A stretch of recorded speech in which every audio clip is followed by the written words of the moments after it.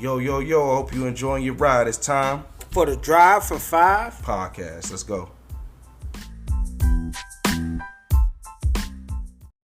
Yo, this is the Drive for Five podcast, and we are back for another episode for Tag Your It. This is part 2. We're going to deep dive into this Aaron Rodgers situation. Looks like he agreed to go to the Jets. We're going to talk about Lamar Jackson and his contract offer. We're going to see if that's enough. And then we're going to talk more about the free agency. We're going to see who's pulling away.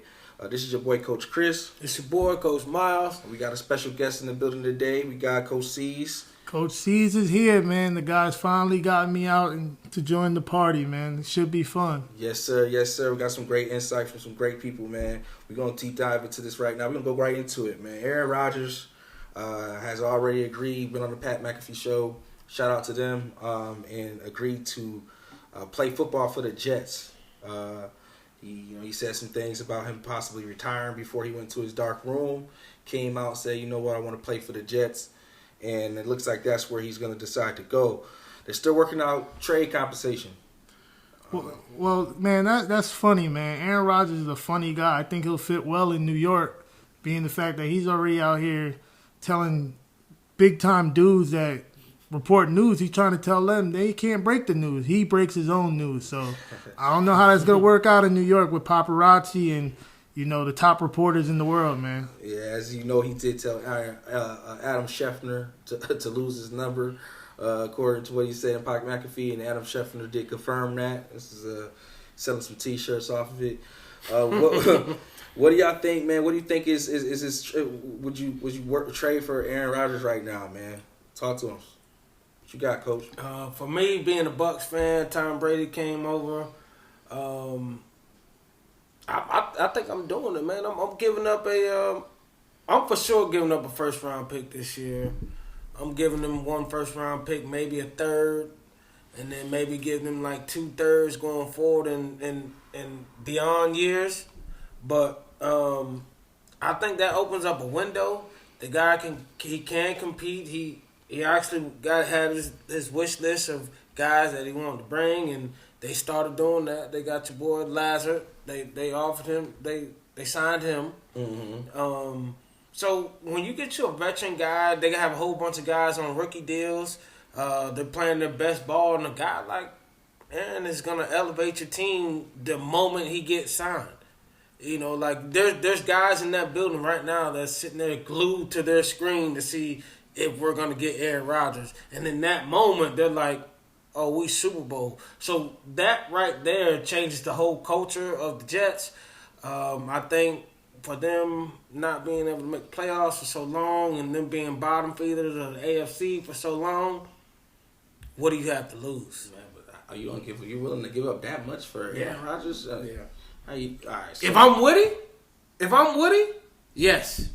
All right, so I'm not giving up that much. Not for Aaron Rodgers. No. Dude is 39 years old.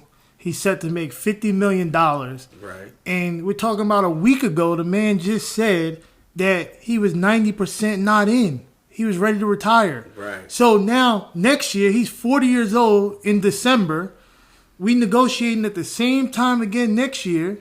And we asking him, hey, are you going to come back? All this crap he talked about Brett Favre for all the years and, not guiding him and everything. I think he should have reached out to Brett Favre this time and asked him, man, why am I playing with these teams like this? Am I in? I'm not in. Brett Favre did this to us for years. I'm tired of hearing about this Aaron Rodgers stuff. Let's get it out the way. If you're going to play for the Jets, be fully committed. Don't make these guys move to New York, pay this large tax and all that on these contracts that they're taking team-friendly deals to win the Super Bowl. I don't think that team is winning the Super Bowl anytime soon. Speaking of Aaron, Brett Favre was traded back to the Jets. I forget what year. He following his footsteps. And when he was traded to the Jets, it was for a 4th round pick, conditional, and depending on how much he played, it would go up to a 3rd round. If he played up to the 75% of the snaps, I think he went to a 2nd round. Mm-hmm. And if he won a Super Bowl and played 80% of the snaps, it was a 1st round. And if I'm the Jets, I'm doing something similar to that. It's a conditional fourth round, 3rd round pick maybe.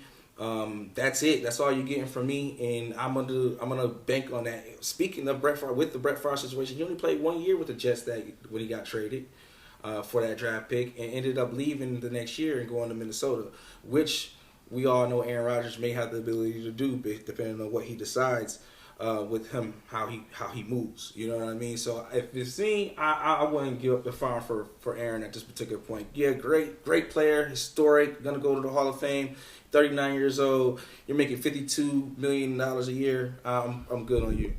Right, you're gonna pay the guy $50 million to follow in Brett Favre footsteps. Brett Favre went 9-7 that year. The Jets were trash. He did. The Jets. I think they made the playoffs though. They might have made the playoffs, but they were trash. Yeah. They don't go far. The Jets don't win. They're not a winning team in New York. Like, you got Buffalo making a lot more noise in that division.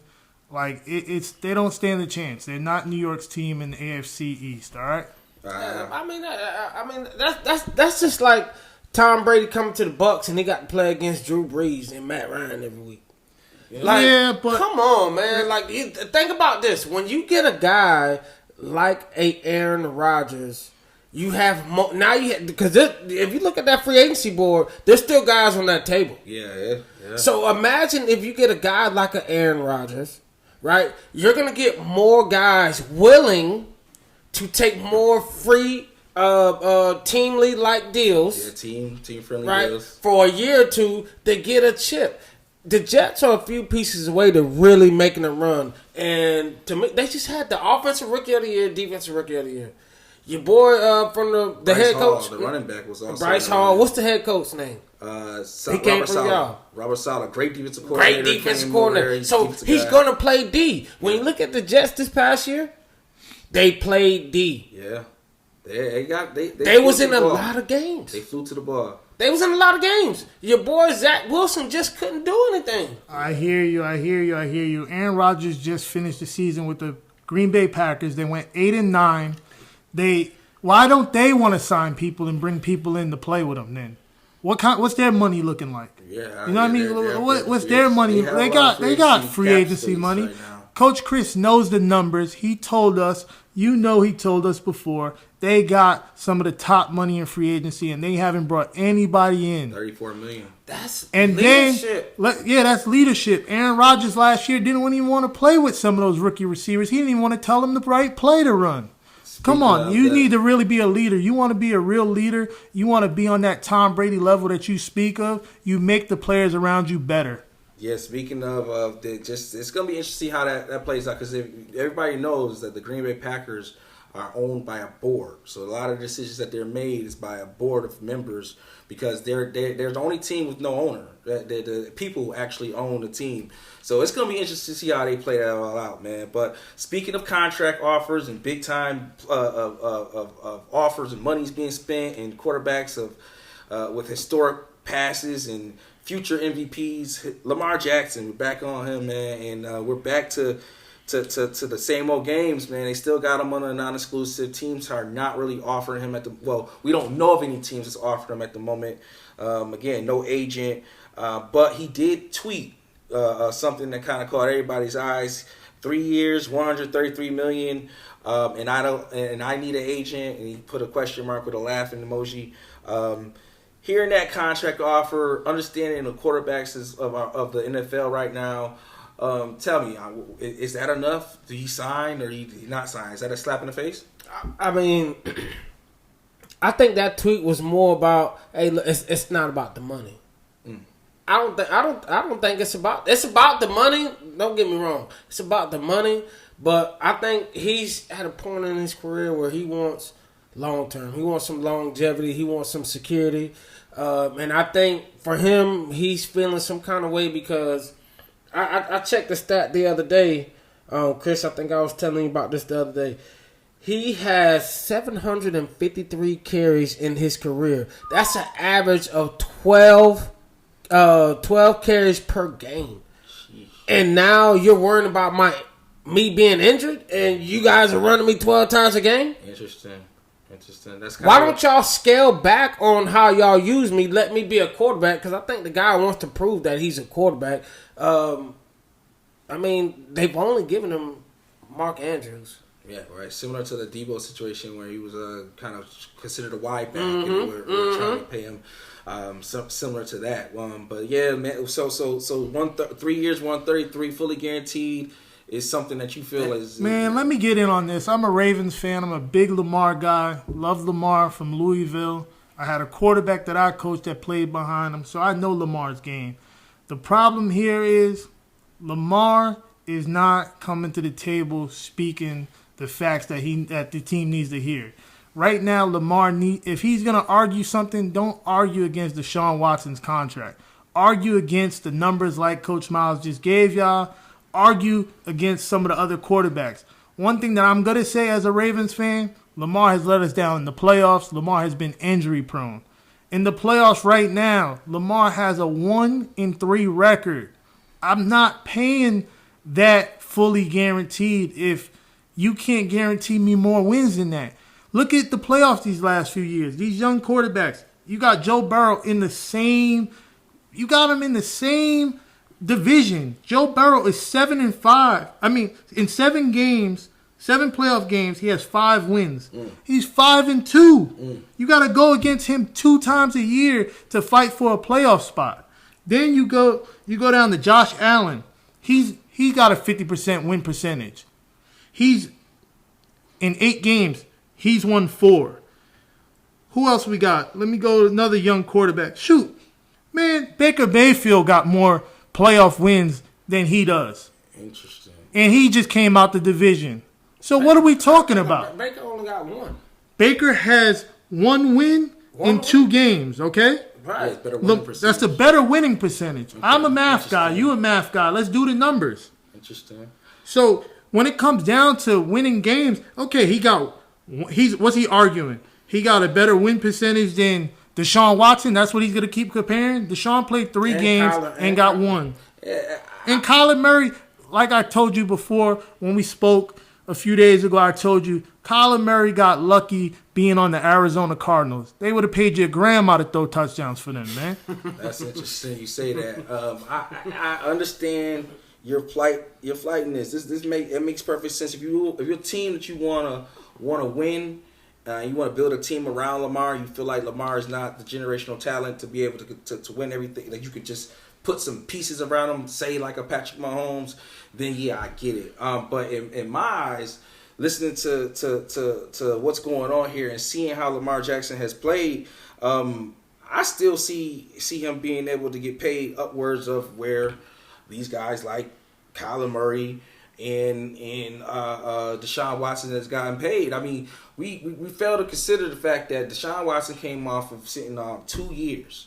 2 years of not playing football. You got a point. Because of allegations at that, and was able to win and able to get a fully guaranteed contract. He was able to negotiate that. Now, granted, I see that the difficulties where you don't have an agent, you don't have those relationships, you can't actually be able to build rapport with these GMs. So at the same time, if I'm looking at my team and I say it's all about how you value Lamar Jackson.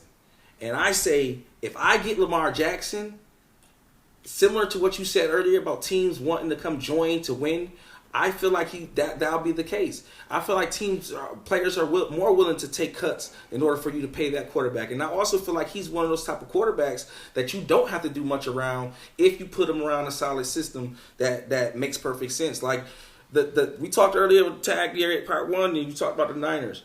If he was able to negotiate a deal with the Niners currently not having to pay a quarterback because they have 2 quarterbacks on rookie deals, one on a 6th-round pick money, which is pretty little to nothing, and then you got the 1st-round pick only making $8 million a year. And if I'm willing to trade that guy and bring you over and restructure some deals, like I'm immediately winning a Super Bowl, and it's all worth it. I'm willing to give up 2 first-round picks to be able to win a Super Bowl this year. I don't know about you guys, but if I'm picking 30th because I'm in the playoffs every year, then I don't care about that 1st-round pick as much as everybody else. Right. But you also have to remember the teams that do need quarterbacks have they're high in the draft right now. They have high draft picks. So they want to go with these younger quarterbacks who they don't have to compensate. They can win in the first 4 years of playing, And then if they win the Super Bowl, like look at Jalen Hurts. He made the Eagles go to the Super Bowl. Man's getting paid $1.5 million last season. All right. Now, next season, he's going to go to the table with his agent, and they're going to say, hey, we need to get paid like Lamar, because that's what they're going to do. And teams will probably be more willing to have those conversations because now they don't have to negotiate directly with the player. Like that's going to be really tough. You have to look at that dynamic of it. You're sitting here negotiating with a player, telling them the value that you feel he is worth to your team. You're not going through the middleman. You're telling this man directly to his face his value and his worth.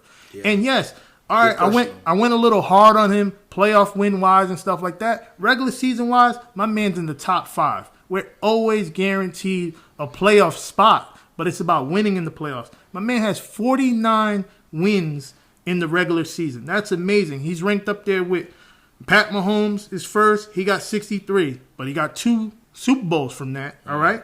Then we got Tom Brady. My man had 55 in the last 5. This is all in the last 5 years. 55 wins. Aaron Rodgers, 53 wins.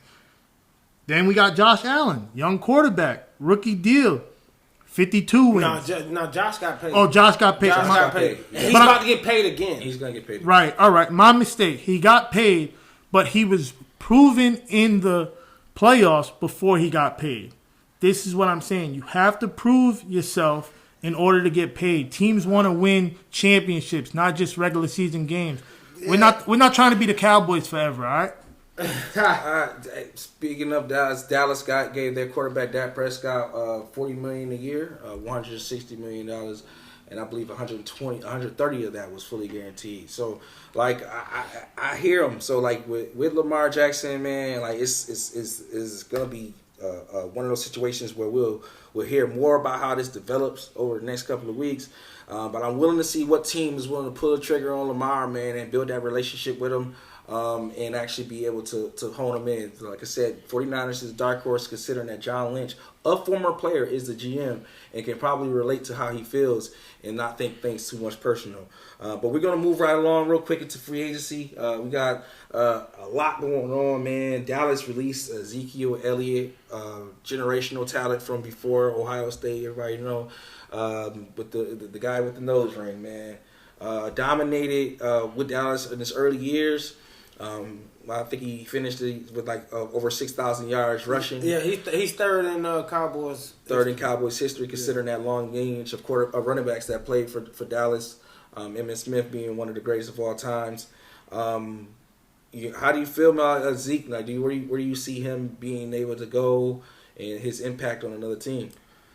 I'm hearing Houston. Stay in Texas, huh? I think he wants to stay in Texas. I think the guy was just fed up with Dallas. I think he needed a new change of scenery. I still believe that he is productive. He's not even 30. Not even 30. Yeah, that's true. You know, and the last 2 years he hasn't even really been like the guy, because he's been splitting it with Pollard. I hear you splitting it with Pollard, or I think Pollard just came in and said, hey, this is my team now. You know what I mean? And that's why I think Dallas was willing to franchise tag him. They gave him that 10.9, the average that a running back would get. That's pretty much close to what I think Zeke would have got. He would have got 10.9 base this year, and then in total, I think it would have been like close to 15 million, 16.7 million he would have got. Yeah. That's their cap hit. But let's go back to Pollard's numbers. Last year, in 2020, we had Pollard. He came with, on 130 attempts, he had 719 yards. Zeke this year only had, I want to say, 876 on 231 carries. Pollard followed up this year with 1,000 yards. And then you got to think about the receptions. He had 9 touchdowns on the ground, but he also had some big-time receptions for them. He had 3 receiving touchdowns on 371 receiving yards on 39 catches. He did that the year before, too. Zeke is washed? Is you saying Zeke washed? I'm not saying he's washed. I'm just saying he's replaceable. Ooh. And sometimes guys are replaceable. You're gonna go with a guy who's a little bit younger in years, and right now you can get him for a good value, and he's showing better production. We're trying to win. Dallas is one of those teams who seem like they keep getting right there. Their defense is playing phenomenal, but the offense could never get over that cusp. And this may be the year. Maybe they get Odell Beckham or somebody to come in there and really give Dak that receiver that he needs, because they brought in some guys and it hasn't made it over that hump for them. I hear that. Zeke, I feel like he can still contribute to a winning organization. Man, that guy's 28. He's He's got at least 2. But I feel you. He's more of a spellback now. I mean, that's usually the life of a running back. If anybody knows, most of the time, year 1 to 7 is where they kind of start to hit that cliff. The old Le'Veon Bell situation. You don't want to overpay a running back. But if Zeke right now. And I hear you say Houston. That's a rebuilding situation. He's gonna be able to get his carries. It'd be nice. But I think Zeke wants to win. And in my eyes, if I see Zeke, I see him going to a Buffalo, Cincinnati. They got Joe Mixon over there. They just lost Piron. Yeah, they need a backup. They need a two-headed monster because two-headed monster. But when you think about Buffalo, though, this is where you differentiate Cincinnati with Buffalo. With Buffalo, I know I'll get all the carries. Like, who's your competition in Buffalo? Right. I think they re-signed Zach Taylor. So what's his name? Or Raheem Mostert? Did they have? No, that's Miami. No, that's Miami. They got the Cook. They got the younger Cook. They got younger Cook. Yeah. They had Breida. They had Breida as well. No. They had Breida. Yeah, they had Breida for a second. No, they got somebody. It's another kid, man. The kid from FAU. Went to FAU. Yeah, I'm not sure, man. But at the end of the day, I feel like if Zeke can get himself on a team that's win now. Naheem Hines? Is that who you were? Hines. They have Hines there, and then they got Reggie Gilliam. That's who I see on their roster. But the Bills they were trying to get Jamal Williams from the Lions. They didn't get that. Didn't go to the Saints. He ended up going to the Saints. Yeah. And that's a good dude, man. Yeah. I think that's gonna get scary over there in New Orleans, man, with what they got going on. They still got to come to Tampa, man. Yeah, rebuilding Tampa, rebuilding with trash over there. They signed the quarterback though. They got Baker. He's a winner. You seen Baker come out there and I will be hesitant to call him a winner. Man, did you see what he did when LA called? LA was in shambles. They needed a quarterback. He came in right off the flight and was throwing touchdowns, winning games. Come on, man. Prime time. That's on primetime television. I know you watched it because I watched it with you, man. I watched it, and that's amazing. But as we all know, we're talking about winning it all in playoffs, and I just me personally in this trajectory of Baker Mayfield's career, I don't see him being my.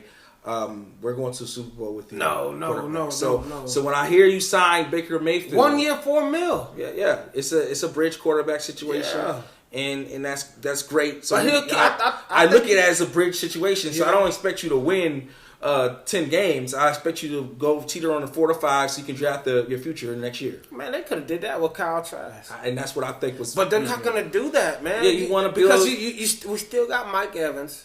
We still got Chris Godwin. We still got Russell Gage. Yeah, you need a vet. You need a vet that those guys can believe and trust in and say, hey, all right, this guy's going to come in. He's going to learn the playbook and get ready to transition the team for somebody else, one of these younger guys in the draft. I have an interesting question for you. And, I mean, you guys all probably played football at one particular point in time. How do you replace the GOAT? You can't. So when I'm a veteran, I know how it's supposed to be done. Either you're going to give me the rookie of the future, or I don't want any parts of a bridge quarterback. So in my eyes, Mike Evans being the loyal guy that he is, I expect him to stay put. But I expect these guys like Chris Godwin's or whatever case may be in the future to request trades because they want to win. They didn't sign long-term deals. Come on, let's not do that to Baker. Yeah. Baker's still on TV every day. He's a Heisman-winning QB. Let's not do There's that. a lot of Heisman-winning QBs. Right, I hear you, but Baker. Vince Young won a Heisman. Baker can still win games. My man was in Cleveland.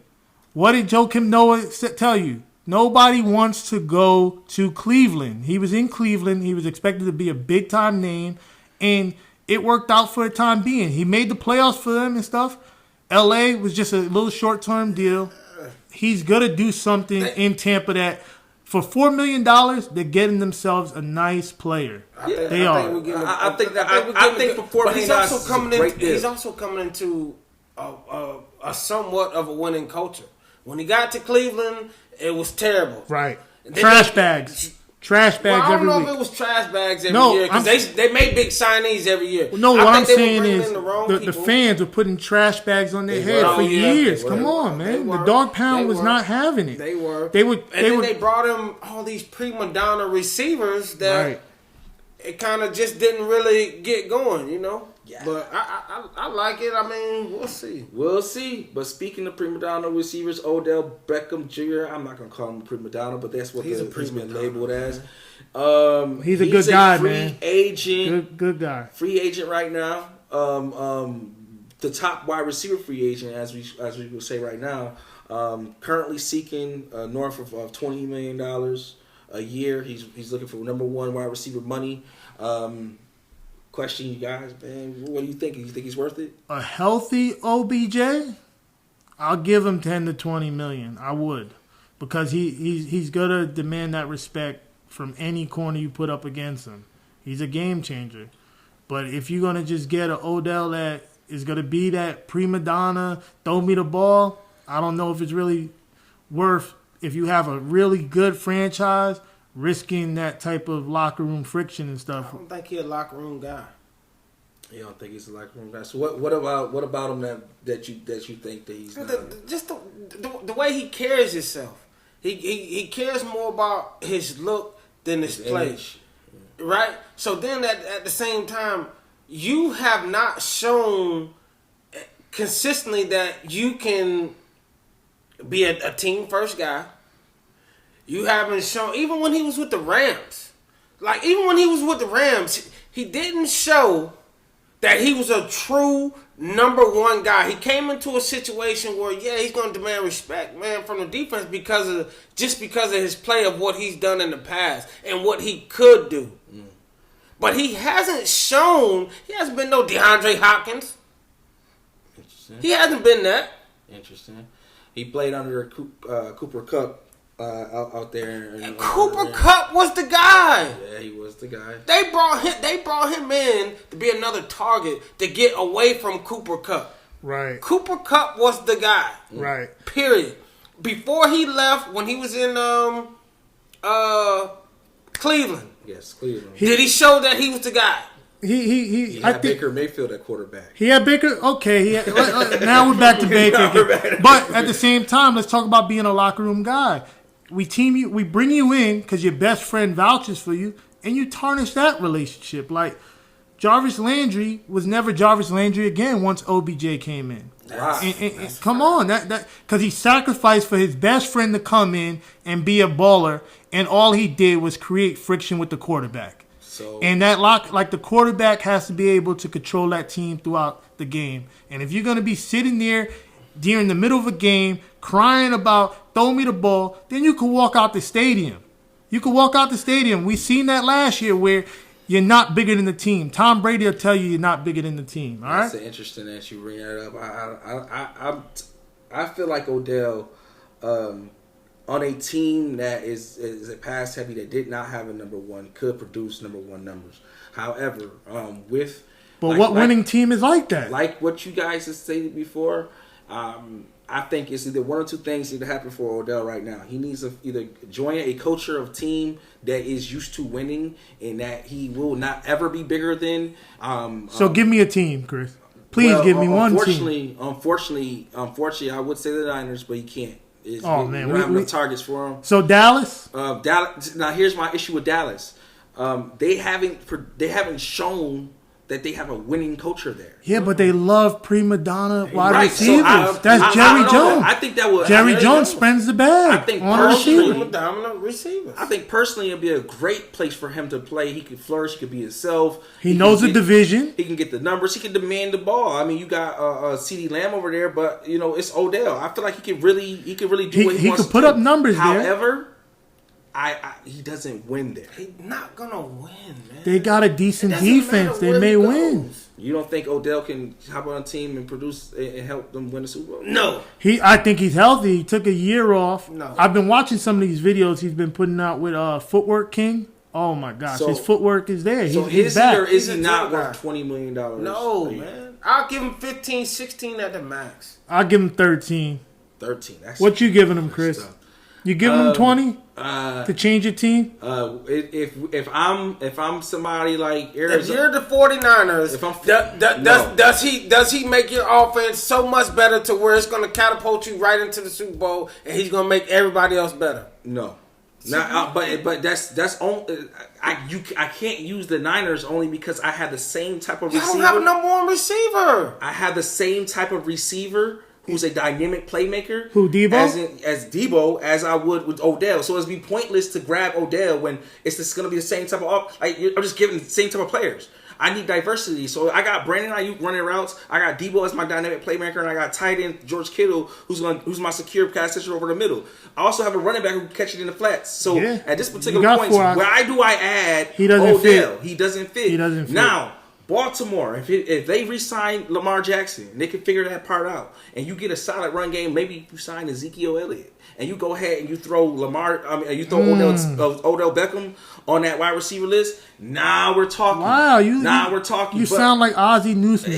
Oh my gosh, you putting together a nice team in Baltimore for me. If y'all don't know, I'm a Baltimore Ravens fan, and what Chris just put together, I might go create that in Madden tonight. Do it. I like that. OBJ, Lamar, and now we got Mark Andrews still over there. We got a new OC, and then we put Zeke back there to run the ball. That's a solid offense. Yeah, you got J.K. Dobbins back there. Still got J.K. Right.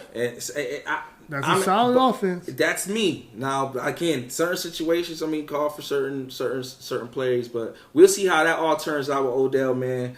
We're going to go ahead and talk about one more thing here, man. I think we should go to Philly real quick. Let's go to Philly real quick. I just want to touch on, some of these players, got released, and Darius Slay was one of those guys who he went from about to be released to, getting paid top corner money. He just signed that 3-year, $42 million.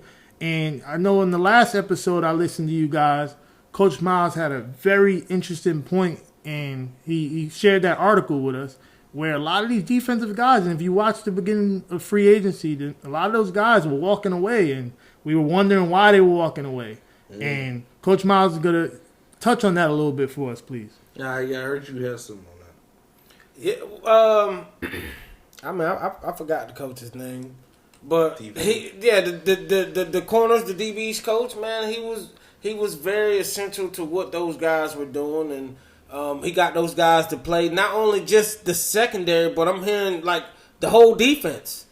And when you got guys like that, and then you get passed over because they don't feel like you're a DC yet, and maybe he felt like he was. You lose guys, and sometimes I think these head coaches and these coordinators, they benefit from the assistant coaches doing the most to get these kids. They're grown men, but get these grown men to actually run through walls for them, and that's hard when you get to the league. To get a grown man to run through a wall for you. Yeah, I'm getting paid more than you.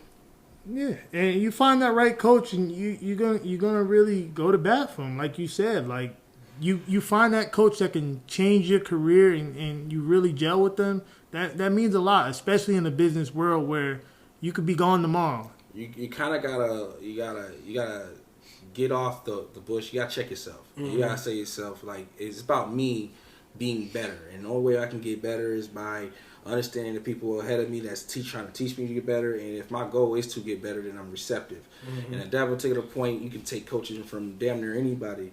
Because even unfortunately, excuse my language, a jackass can teach you something. So, like, you gotta start being more receptive, and I think that's how that type of energy works, especially in the NFL, because you're making millions. You know the coaches are making what you're making, so it's just like treating a janitor the same way you would treat the CEO. You know what I mean? But back to the NFL free agency. Right now, man, it's day 3 of free agency. A lot of signings has happened. We're gonna go ahead and end this off with who you think is currently pulling away with the free agency according to where they are, who they signed, and draft capital at this particular point. I mean, I'm going with Chicago. You like what Chicago I love what Chicago is doing. Shout out to Ryan Poles. Yeah. Shout out, man. Keep doing your thing, dog. I love what they're doing, man. They ended up getting a solid, potentially maybe a number 1 receiver in DJ Moore. They ended up adding more draft capital. All right, they already have a franchise quarterback.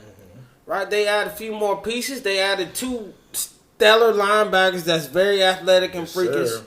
Right, that has been to the playoffs, that knows what to take. And one of them that they brought in had 119 tackles for Philly last year, and then they was in the Super Bowl. So they're bringing leadership to the locker room. They're bringing draft picks. They're bringing all these things that are saying, "Hey, we want to win, and we're trusting you." Yes. So.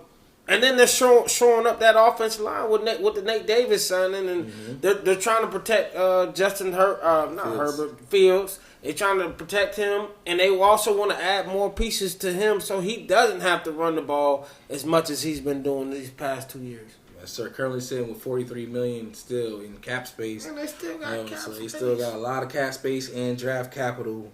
That's interesting. Who you got, Siege, man? Who you got winning the free agency? Man, you guys already know we stationed out of Atlanta, so I'm slowly becoming a Falcons fan. Shout out to our dude Roddy White, you know. So, but what they're doing in free agency right now, man, is they signed some defensive guys. They shored up that line again, and they're one piece away.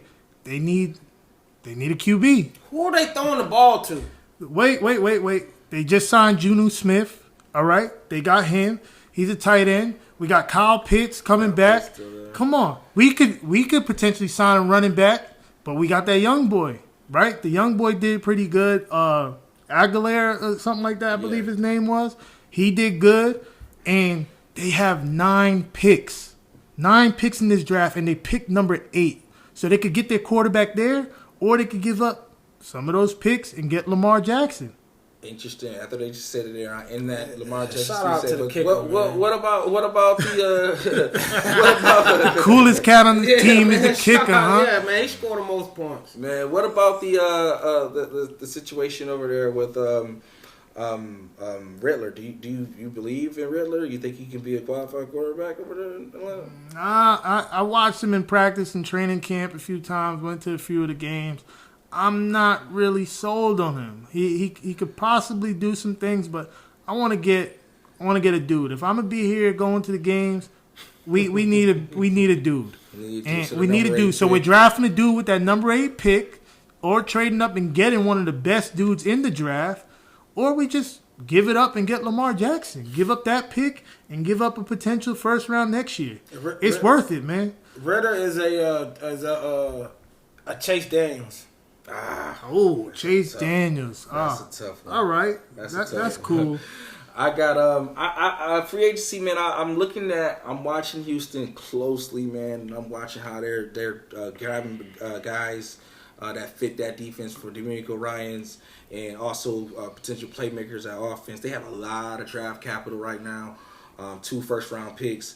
I would be as fast to say that, man, if they just get the right quarterback over there in Houston, and another receiver, that these guys right here, man, will be on a situation where they can possibly be making some noise in that AFC South, man. It's not much competition over there. You got Jacksonville, Indianapolis, and who's the other? You got Tennessee, and they don't even want building. Right, they might get rid of Derrick Henry. That's another conversation. That's another conversation, man. For a later day. Whoever picks up Derrick Henry, that's gonna be one of those trades that's gonna shock the NFL, man. So Derrick Henry to Jacksonville. To Jacksonville. That's something to talk about. They keep him in the division. He's from Yulee. But you keep him in the division? Yeah, that would not happen. I don't think that happens. I don't bro. see You that. got to see him two. He's going to the NFC. You have to see him 2 times. He's going to the NFC. Falcons? That's a nice pickup. I'll take it. Next Jamal Anderson. I'll take it, man. Yeah. Todd Gurley. That dude he still got a lot left in his tank, man. When we talk about running backs losing stuff, I haven't seen him lose a step yet. He will run through you. Yes, sir. We will definitely touch on that when that episode drops. Soon as that happens, if Derrick Henry happens to get traded, I'll be looking out for another Drop 5 episode, man. We had a great episode today. Thank you for dropping in, man. You might see a lot more of him in the future. Yes, sir. This is Coach Chris. I'm out. This your boy, Coach Miles. Appreciate you guys having me. I'm out of here, man. Drop for 5. We gone.